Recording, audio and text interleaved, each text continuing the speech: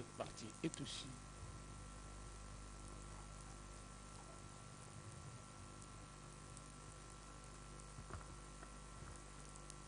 au nom du Père, du Fils et du Saint-Esprit.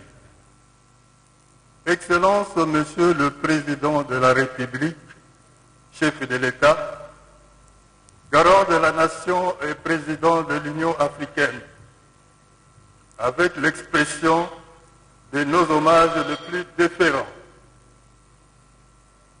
Distingués invités à vos titres et qualités, tout protocole observé, Mesdames et Messieurs, chers frères et sœurs en Christ, en ce jour glorieux et historique du 6 avril 2021, jour de beaucoup de souvenirs, marquant le 100e anniversaire, c'est-à-dire un siècle depuis la fondation de l'Église de Jésus-Christ sur la terre par son envoyé spécial, Papa Simon Kimbangu.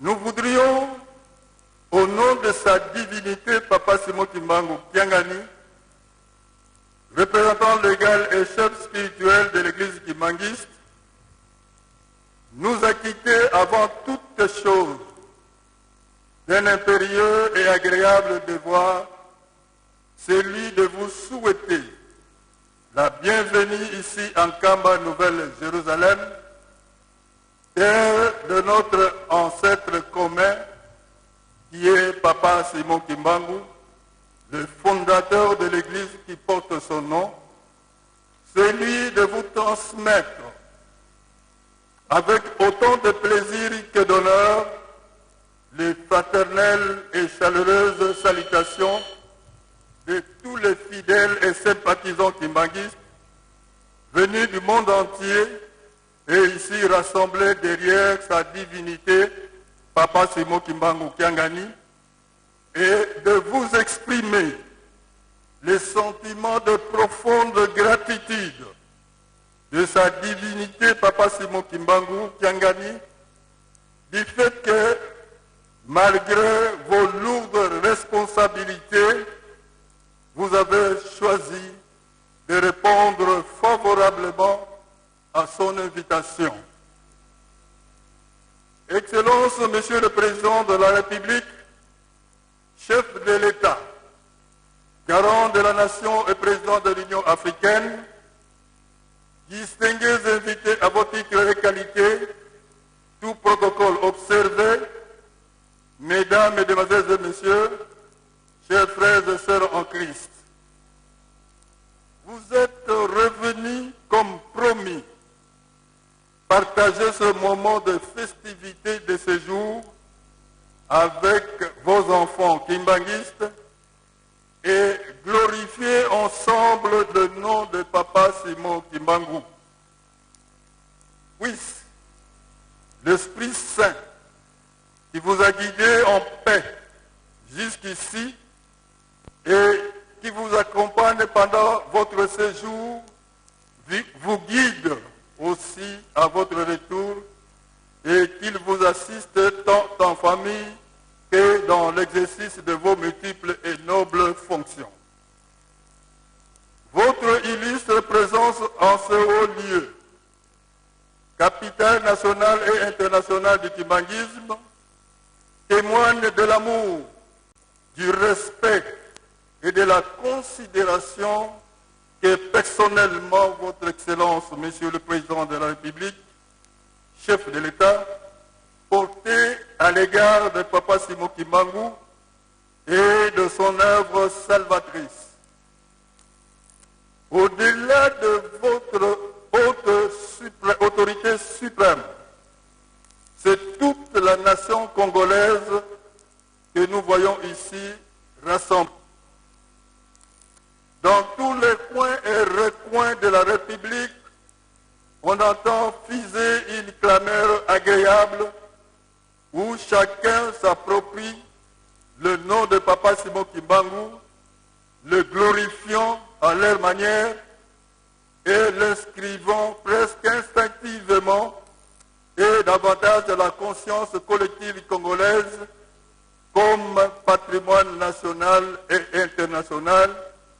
du fait de son engagement et du sacrifice qu'il avait consenti pour notre pays. Son action fut celle de la plus haute conscience morale de tous les temps. Le précurseur de nos indépendances, au Congo comme dans toute l'Afrique et même ailleurs, étant le vrai et l'unique libérateur de l'homme opprimé.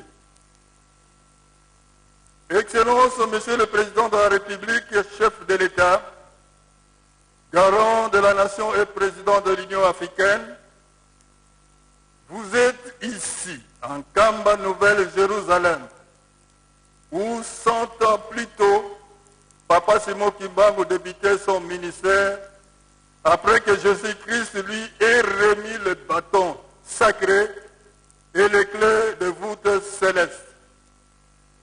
S'adressant aux Juifs pharisiens, Jésus-Christ leur avertit en ces termes.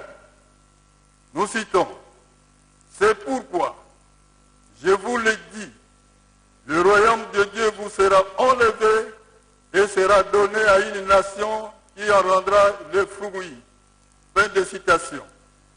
Matthieu 21, 43. N'est-ce pas ici où finalement c'est réécrit l'histoire et l'avenir même de l'homme, dès lors que Papa Simon Kimbangu y a révélé les choses cachées du monde présent et à venir.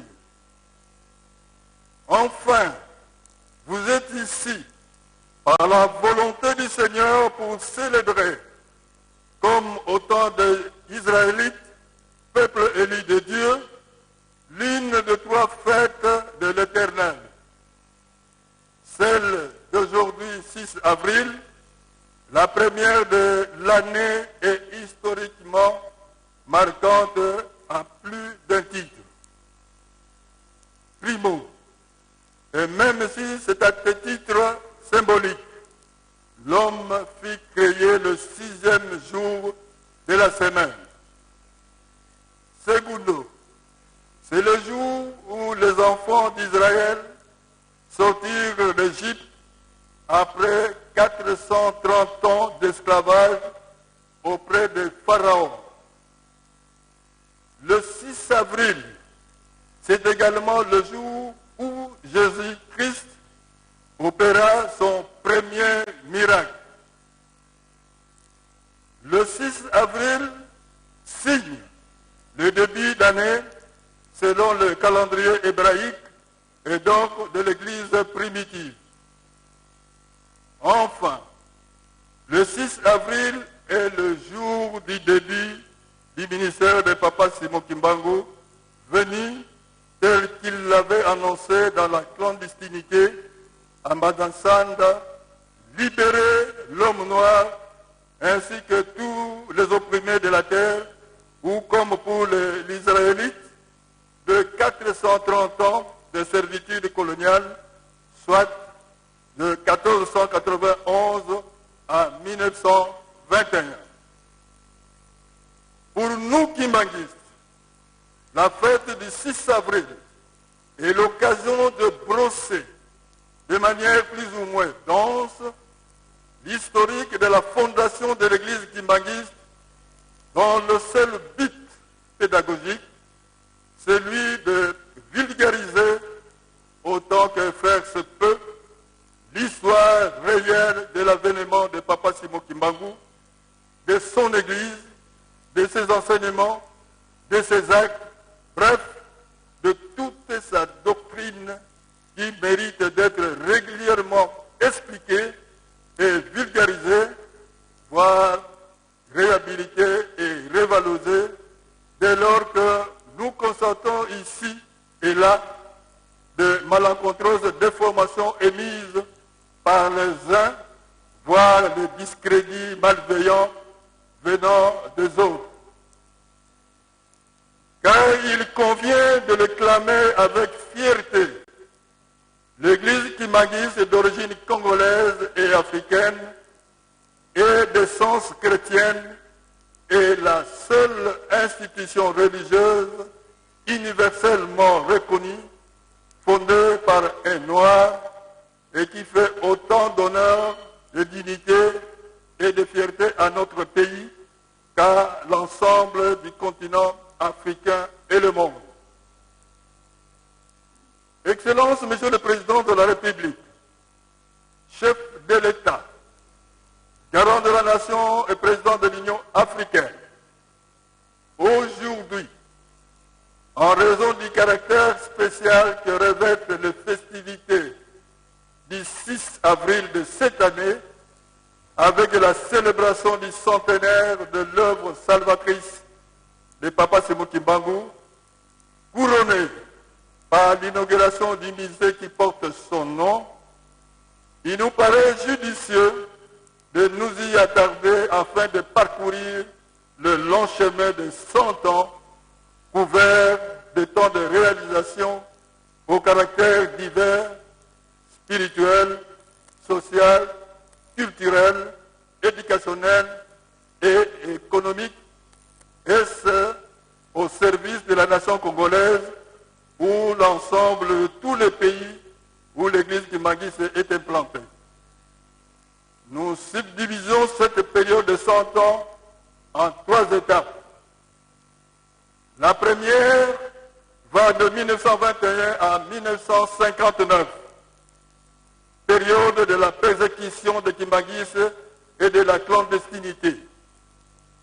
La seconde va de 1959 à 2001, période de l'organisation structurelle et administrative, de la construction et de l'implantation universelle de l'église kimbanguiste sous la houlette de 3 fils de Papa Sémou Kimbangu.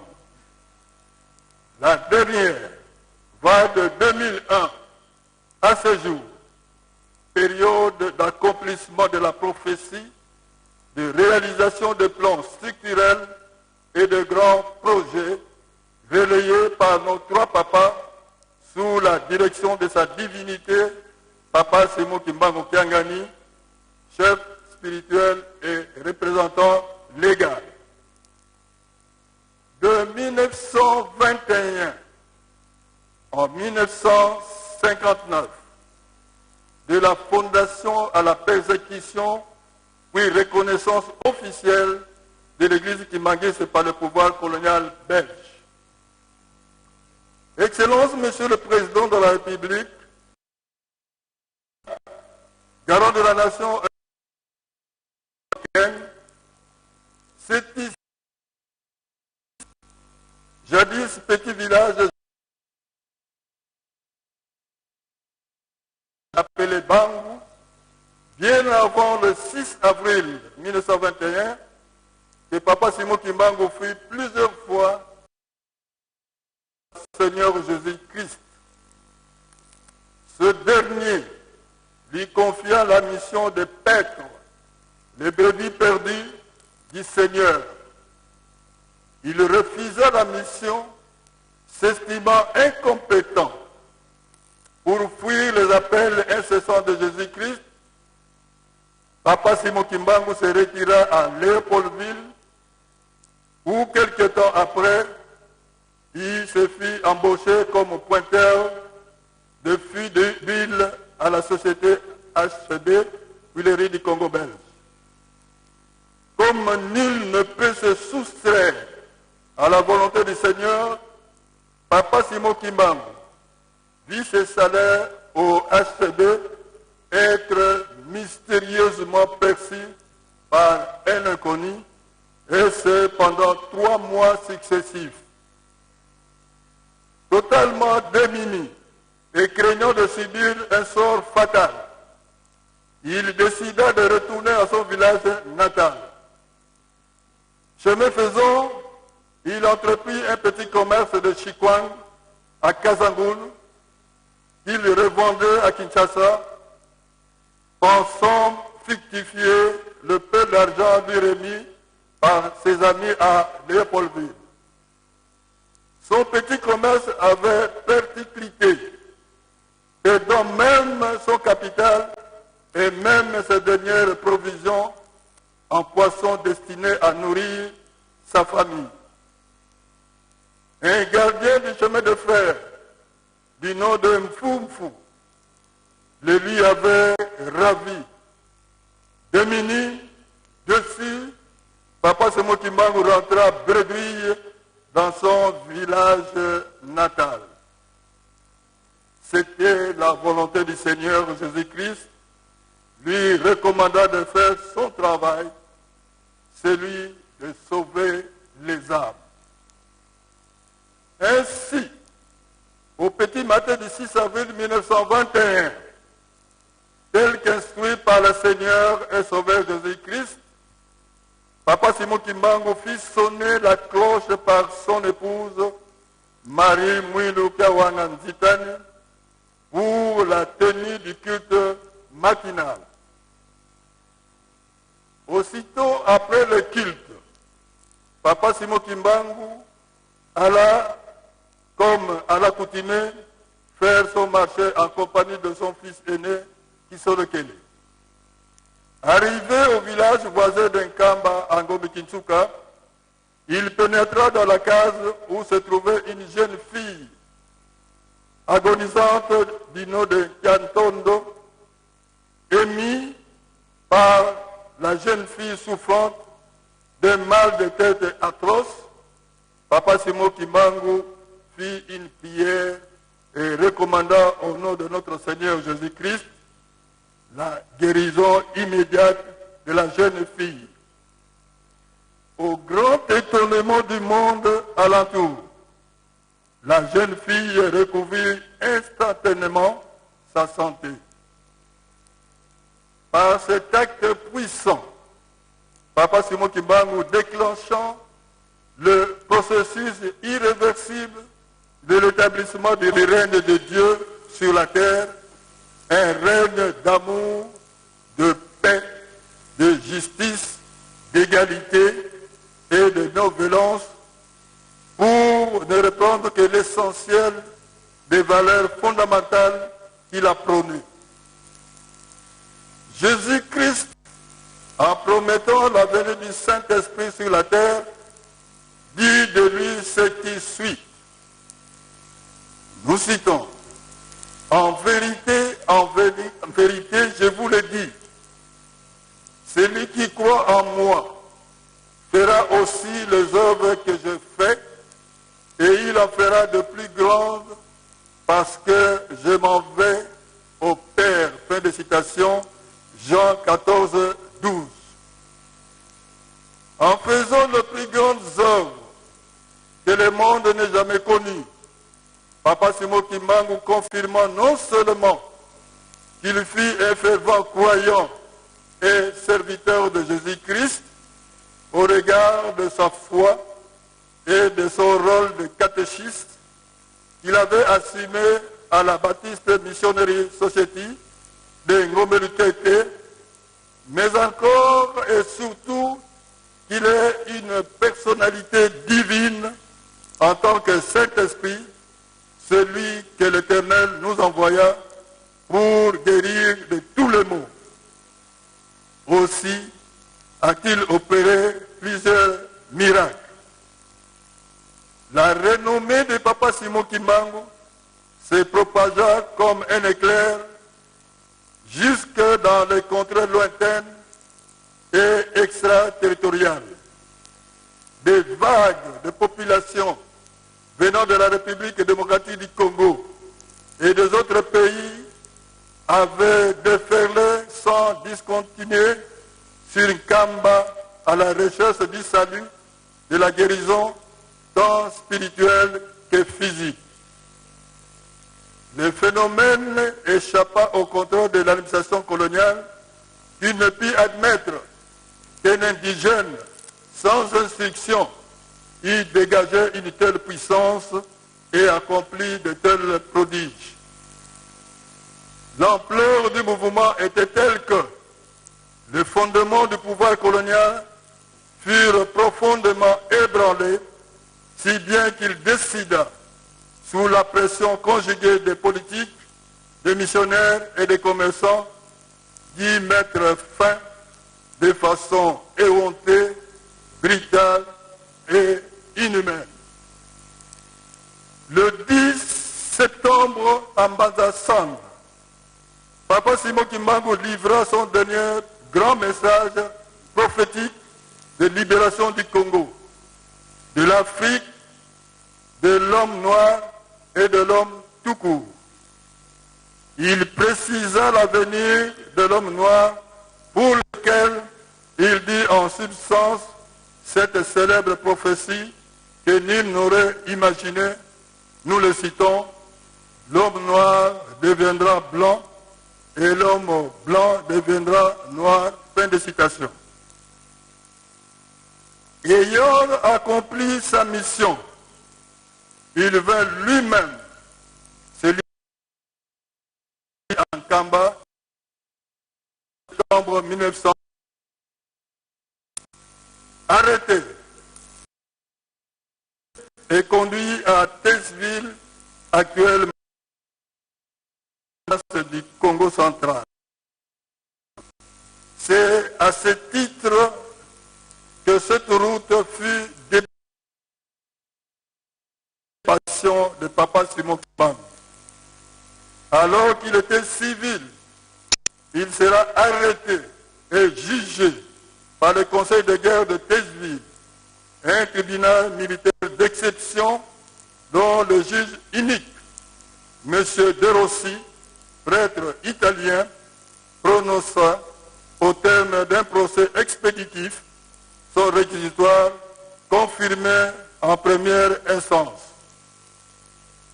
Papa Simon Kimbangu sera condamné à mort injustement le 3 octobre 1921 sans aucune défense. La peine sera commuée en servitude pénale à perpétuité par le roi des Belges et du Congo belge, Albert Ier. Puis, il fut transféré à Elisabethville, l'actuel Lubumbashi, dans la province du Haut-Katanga, où il va purger 30 ans d'emprisonnement ferme. Papa Simon Kimbangu nous quittera le vendredi 12 octobre 1951 et inhumé le lendemain au cimetière de Sapin 3 à Kapemba, quartier Bel-Air. Ce parcours, tel qu'il doit être compté et intellectuellement revisité, englobe également la vie et les souffrances endurées par tant de kimbanguistes meurtris, déracinés, déportés pour cause du kimbanguisme entre 1921 et 1959. Nous les appelons affectueusement et respectueusement les Nkole, c'est-à-dire le relégué, le tout premier compagnon et tous ceux anonymes qui ont connu la relégation. C'est pour cette raison que Papa Dianguenda Kuntima Joseph, troisième fils de Papa Simon Kimbangu, et premier chef spirituel et représentant légal de l'église kimbanguiste, avait créé une association dénommée Famille des arrêtés et relégués kimbanguistes, FAREKI en sigle, en mémoire de 37 000 familles déportées sur une période de 40 ans, avec comme conséquence 150 000 martyrs. Aujourd'hui, l'église kimbanguiste, à l'initiative de sa divinité Papa Simon Kimbangu Kiangani, inaugure le musée Papa Simon Kimbangu, qui renfermera à jamais l'histoire complète du kimbanguisme depuis Papa Simon Kimbangu, Maman Mouilou Kawanandita Marie, son épouse, nos vénérés papas, nous citons Papa Kisolokele Lukelo Charles Daniel, Papa Dalungana Kiangani Salomo et Papa Dangena Kuntima Joseph, ainsi que celle des relégués kimbanguistes. Y seront conservés tous les objets, vestiges, reliques, éléments écrits et audiovisuels qui renferment en eux notre Kinkulu, c'est-à-dire les repères de notre tradition. Excellence, Monsieur le Président de la République, chef de l'État, garant de la nation et président de l'Union africaine, point n'est besoin d'entrer dans les détails, car vous connaissez suffisamment l'histoire de Papa Simon Kimbangu et de son église. Vous êtes fils de Papa Simon Kimbangu et chef de l'État. Si ce n'est seulement d'expliquer brièvement son fonctionnement au regard de sa doctrine. L'église kimbanguiste que vous rendez visite aujourd'hui est une église universelle, une et indivisible. Elle n'a pas de communauté ni de congrégation à son sein, car elle n'a qu'un seul chef, sa divinité Papa Simon Kimbangu, qui n'a pas de chef spirituel adjoint. Ses collaborateurs le plus immédiat sont les conseillers et conseillères directs qui sont ses frères et sœurs. Le principe fondamental de la succession avait été réglé par Papa Simon Kimbangu lui-même depuis 1921. La succession se faisait par révélation dite par le chef spirituel en exercice et écarte tout processus de vote. Cette règle est de mise pour tout kimbanguiste obéissant. L'Église ne se confond pas avec la famille, car l'Église est une institution universelle. De même que la famille ne s'ingère pas dans les affaires religieuses de l'Église. Autre principe directeur, qui est d'ailleurs le premier qui guide le kimbanguisme, est le respect de l'autorité établie, d'autant que l'Église kimbanguiste, qui se range derrière l'État, ne s'ingère jamais dans la gestion des affaires publiques. C'est dans cet esprit d'abnégation, de respect à l'autorité, de courage et de détermination que les kimbanguistes construisent de façon infatigable l'œuvre matérielle de Papa Simon Kimbangu, qui, en 1921, avait répondu aux colonisateurs que son argent était son peuple. Voilà pourquoi et comment les kimbanguistes travaillent selon l'homme du chef spirituel et représentant dans le seul objectif d'obtenir ces bénédictions. Ils apportent les problèmes qui leur sont posés. Nourrir, loger et accueillir les visiteurs. Pour l'œuvre salvatrice de Papa Simon Kimbangu, le kimbanguiste ne se fatigue pas. Il travaille nuit et jour, sous la pluie ou sous le soleil. Il lui reste le même selon les règles de conduite définies en 1921 par Papa Simon Kimbangu en 1921, bien sûr. C'est cela le miracle kimbanguiste. Dans cet esprit, l'Église recommande, comme Papa Simon Kimbangu en 1921, aux kimbanguistes de construire pour servir les visiteurs non kimbanguistes. un Kimbangiste qui se fait loger dans les installations de l'église ici en Kamba, lors des pèlerinages, n'est pas un vrai Kimbangiste. L'esprit de sacrifice pour les autres guide le comportement. Comme aujourd'hui, avec le misé Simon Kimbangu. Sa divinité, Papa Simon Kimbangu Kiangani, et ses conseillers directs nous ont montré un exemple édifiant.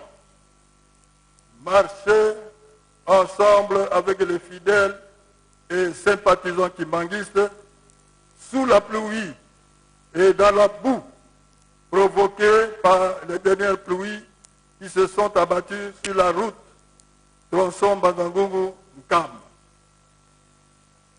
Votre présence ici en Kamba Nouvelle-Jérusalem confirme la prophétie de Papa Simon Kimbangu de 1921 quand celui-ci recommanda aux élèves qui le suivaient de retourner à l'école car, avait-il dit, nous citons, ils dirigeront notre pays dans l'avenir.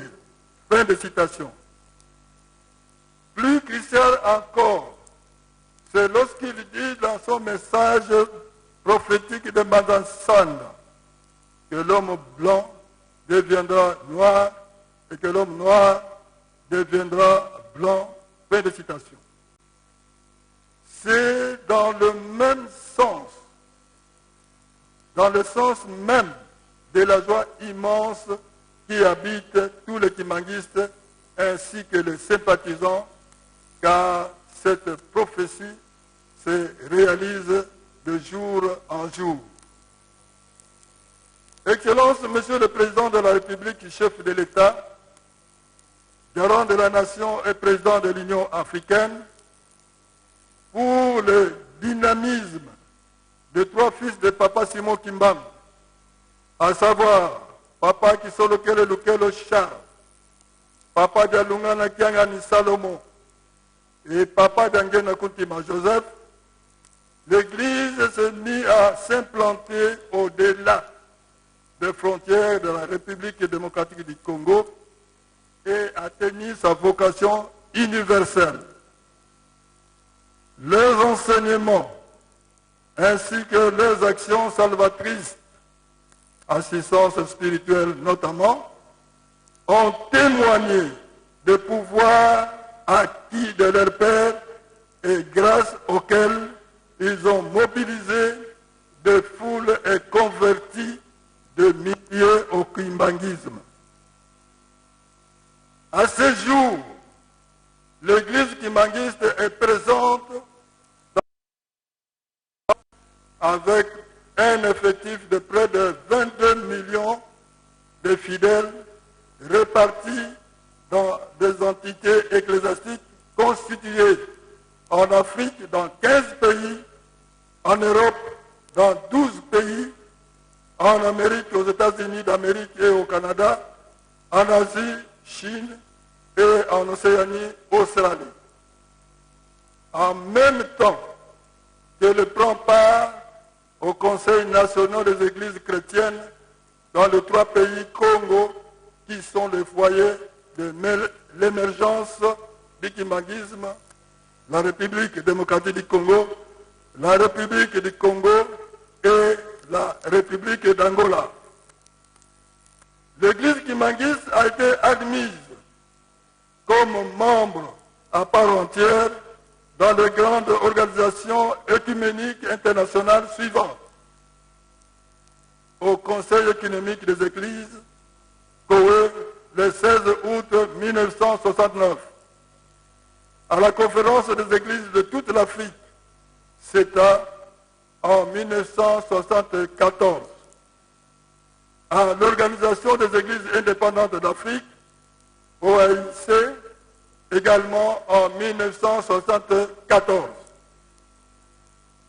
Cet effort fourni par nos papas en vue de bâtir très profondément cette œuvre salvatrice, ici dans notre pays comme ailleurs, et de l'enraciner dans notre existence d'homme à la recherche de la vérité, de la paix et du salut de l'âme, mais aussi de la justice et de l'égalité, a plusieurs fois été reconnu, prise en modèle dans notre pays, dont les autorités ont plusieurs fois honoré Papa Simon Kimbangu en lui décernant le titre honorifique le plus élevé. De 2001 à ce jour, période d'accomplissement de promesses, de réalisation de plans structurels et de grands projets spirituellement prédéfinis.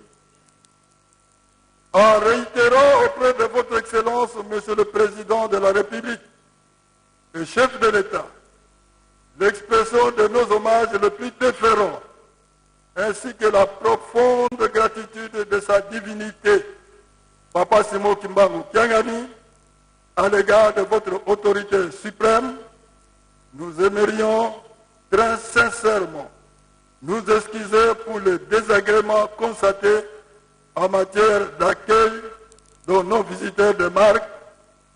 L'engouement était tel que nous avons nous-mêmes été débordés par l'afflux de populations et les arrivées imprévues. Nous tâcherons avec votre aide à mieux faire dans l'avenir.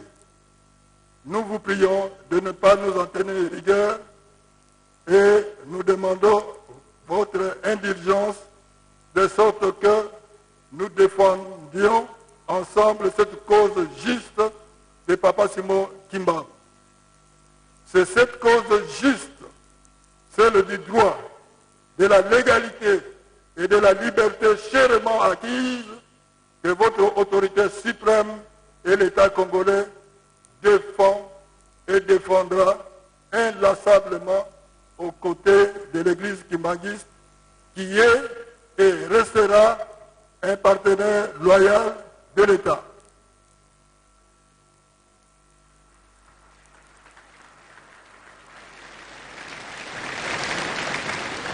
Que vive l'Afrique, que vive la sous-région du bassin Congo-Océan, que vive la République démocratique du Congo, que vive son Excellence Félix Antoine Tshisekedi Tshilombo, président de la République, chef de l'État, que vive l'Église kimbanguiste, que vive Papa Simon Kimbangu, que vive les trois fils de Papa Simon Kimbangu, que vive le centenaire de l'Église kimbanguiste, que vive sa divinité, Papa Simon Kimbangu Kiangani, représentant légal et chef spirituel. Papa Oye, Papa Oye, Papa Oye, nous vous remercions.